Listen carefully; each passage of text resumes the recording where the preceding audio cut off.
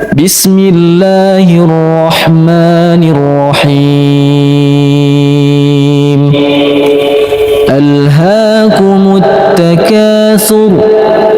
حتى زرتم المقابر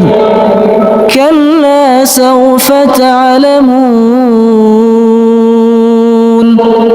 ثم كلا سوف تعلمون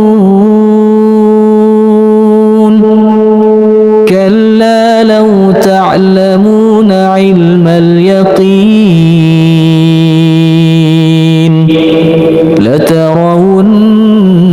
الجحيم ثم لترونها عين اليقين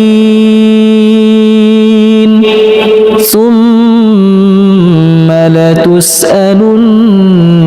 يومئذ عن النعيم